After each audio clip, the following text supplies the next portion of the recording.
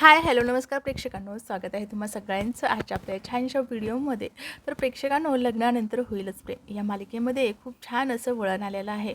तर इथे जीवाला एवढा आनंद होतो की त्या आनंदाच्या भरामध्ये त्याच्याकडनं ही चुकी होते.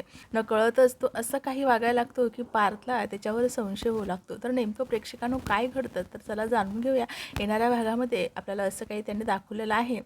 तर इथे जीवा हा खूपच खुश असतो आणि तो आता खूप खुश होतच इथे पार्थला बोलत असतो, दादा तू आणि मी आपण दोघेही बाबा होणार आहोत असं बोलतो आणि खूपच खुश असतो त्याच्या आता मात्र जीवाच्या चेहऱ्यावर इतका आनंद असतो की जसं काही त्याला पहिल्यांदाच माहिती पडले की तो बाबा होणार आहे, असं काही त्याच्या चेहऱ्याचे हावभाव असतात. आता पार्थ त्याच्याकडे आश्चर्यानेच बघत राहतो. पार्थ विचार करू लागतो की जीवा नेमकं असं का बरं वागतोय. जीवा आणि मी आम्ही दोघे बाबा होणार आहोत हे तर 3 महिन्या अगोदरच कळलेलं आहे आणि हा असं का वागतोय की नेमकंच त्याला कळल्यासारखं.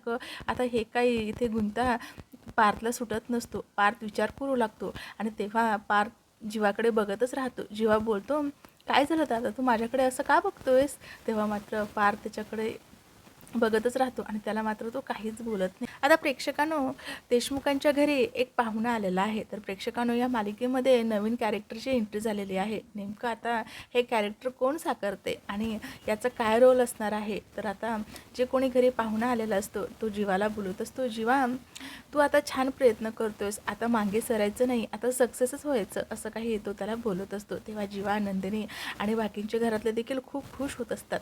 आता तेव्हाच नंदिनी ही तिच्या रूममध्ये गेलेली असते. ती आता आर्याला फोन करते आणि खूपच खुश होत ती बोलत असते, आर्या काल आपण श्री गणेशा केला ना, त्याचा अनुभव खूप छान आला.